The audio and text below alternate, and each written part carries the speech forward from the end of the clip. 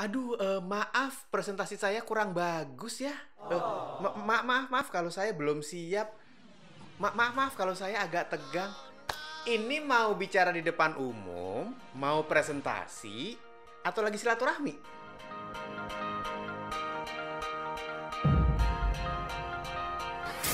Ternyata banyak orang untuk menenangkan dirinya ketika dia bicara di depan umum, yang pertama kali keluar kalimat dari mulutnya adalah kata maaf dengan segala macam yang mengikutinya. Ya tadi tuh, maaf karena ini, maaf karena itu, maaf karena ini, maaf karena itu. Sebenarnya tujuannya untuk membuat dia merasa lebih nyaman karena dia ragu-ragu akan kemampuan maksimalnya.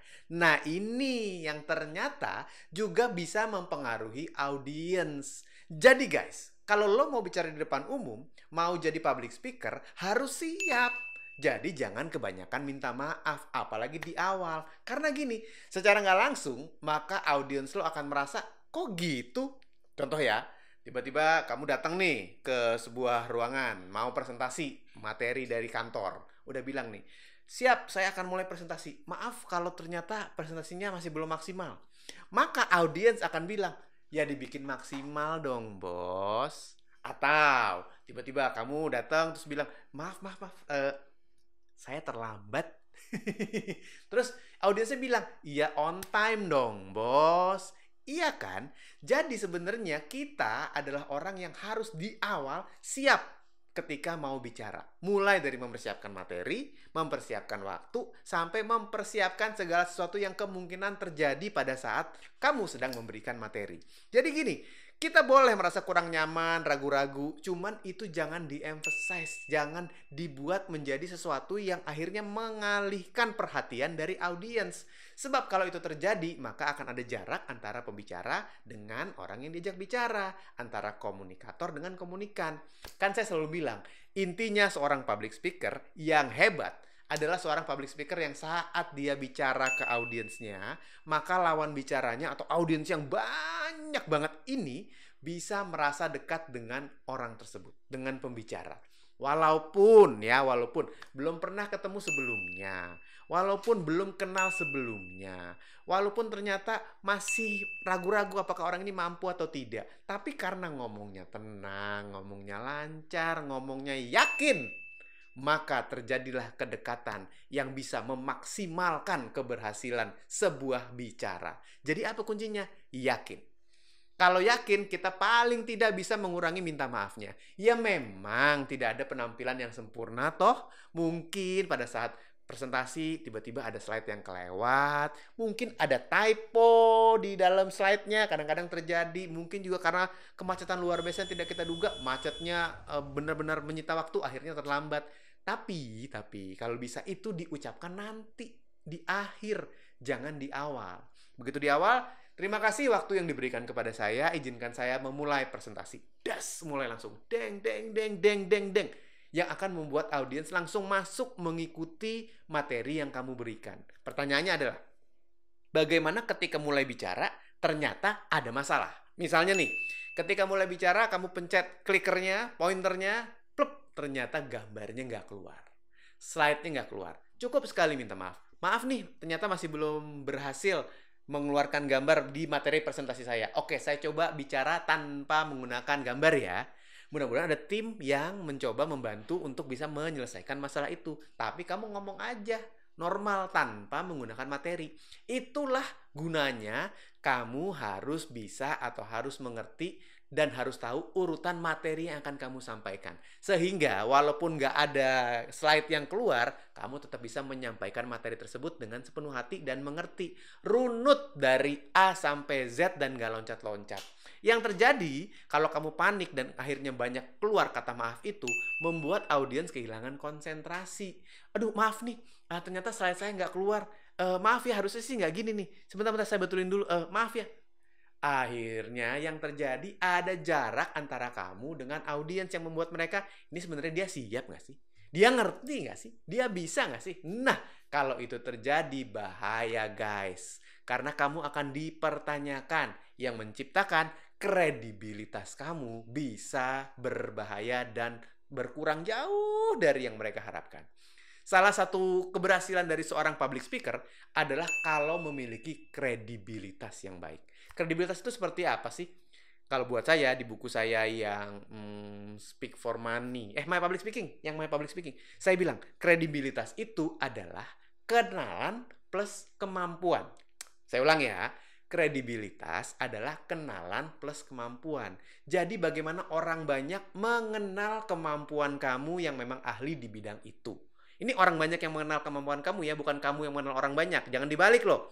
Kalau kenal orang banyak itu namanya ngefans ya. Kalau mereka yang suka sama kamu dan banyak yang suka, yang mengenal kamu, nah itu berarti kamu punya kredibilitas. Seperti apa mendapatkannya? Ya harus punya kemampuan.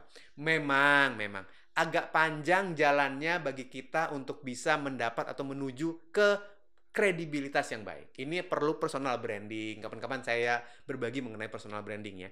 Tapi intinya kalau kamu punya kemampuan dari materi yang akan kamu bicarakan, baik sebagai seorang MC, baik sebagai seorang presenter, sebagai seorang host, moderator, apapun itu, kalau kamu memang ahli, mengerti, dan juga punya kemampuan bicara yang baik, maka kamu akan mendapatkan kredibilitas.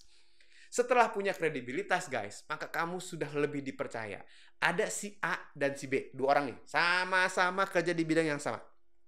Si A sudah sekian puluh tahun bekerja di situ. Si B baru beberapa tahun. Yang bicara dipercaya, walaupun sama-sama ngomongnya, sama-sama materinya, adalah si A. Kenapa? Karena punya kredibilitas.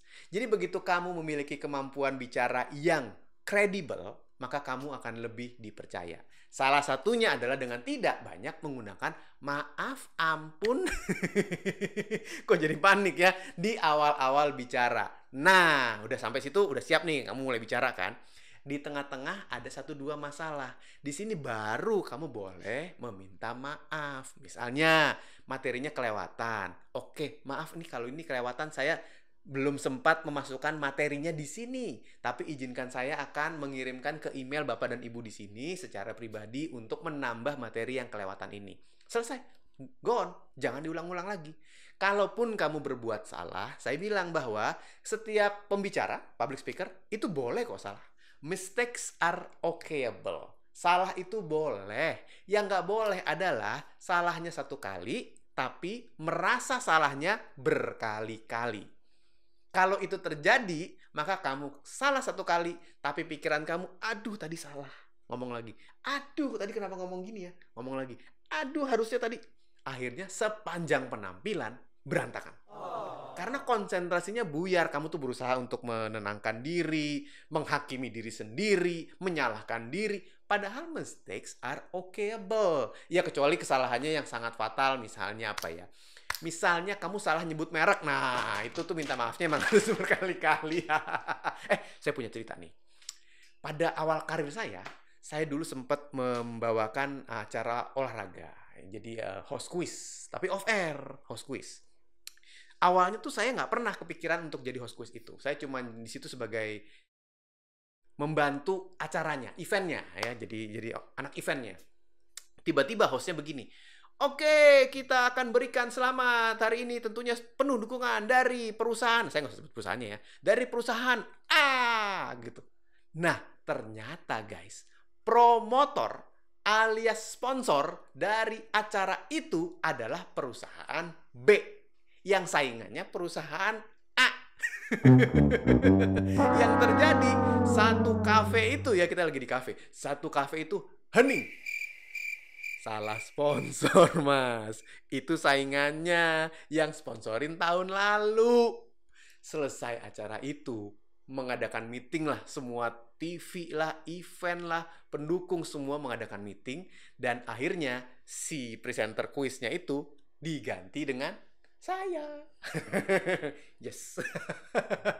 Oke, coba Hilbram aja deh yang bawain. Saya bawain dan terus saya bawain bertahun-tahun acara itu. Nah, kalau memang kesalahannya sefatal itu tidak bisa dan tidak lain, kamu harus minta maaf secara pribadi bahkan ke pemimpin perusahaannya.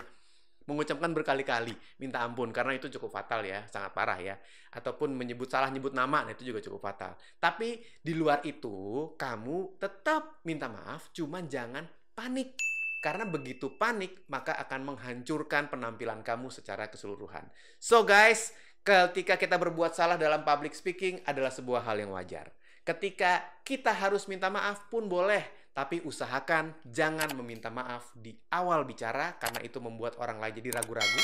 Minta maaflah secukupnya pada saat kamu berbuat kesalahan, dan di akhir acara baru boleh kamu mengucapkan minta maaf atas ada kesalahan-kesalahan yang terjadi, karena itu menunjukkan kesederhanaan dan juga humble-nya kamu sebagai seorang pembicara. Saya Hilbram Dunar, Communication Expert.